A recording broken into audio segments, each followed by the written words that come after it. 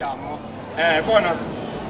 state start a girl, una ragazza, who meets a frog, una rana. Perfetto, sì, buon italiano, sì. Sì, vero. The girl thinks, because she's very alone and depressed in the sun, and she thinks this happy frog maybe is a prince or principe who is just become a frog, turn into a frog, but maybe by kissing it, it will turn into a prince.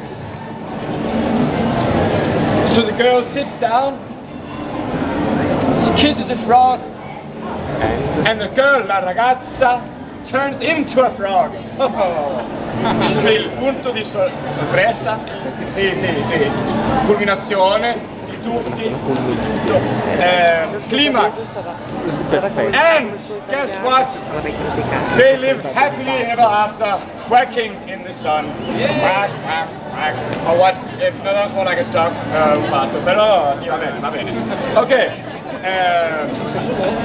Signori e signorini, King of Fire!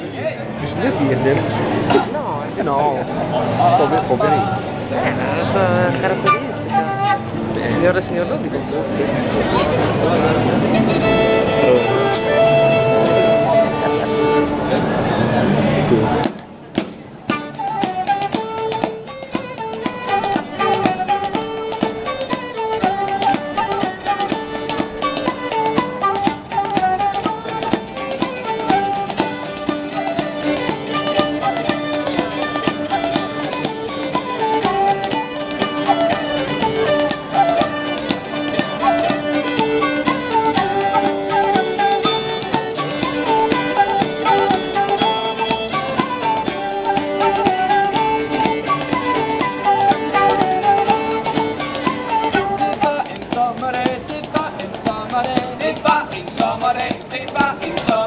Der kom en pige gående i solen, der kom en pige gående til. Der kom en pige gående i solen, der kom en pige gående til. Hun græd så bitterligt, hun følte sig så ensom midt i solen, hun følte sig så ensom og forladt. Hun følte sig så ensom midt i solen, hun følte sig så ensom og forladt. Så kom hun til en sø, så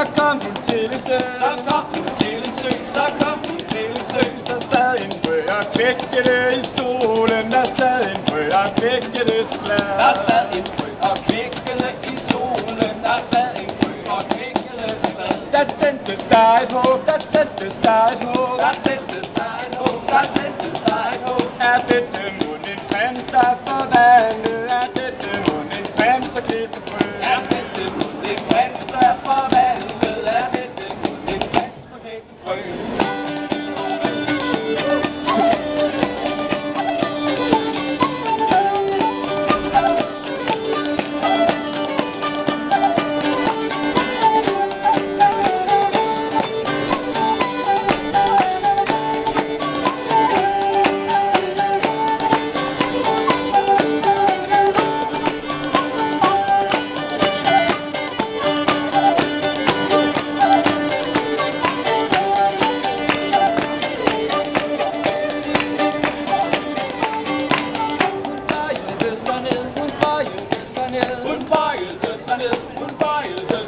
Og gav den vakke lille kys i solen, og gav den vakke lille kærlighed. Og gav den vakke lille kys i solen, og gav den vakke lille kærlighed. Der lød et mægtigt brag,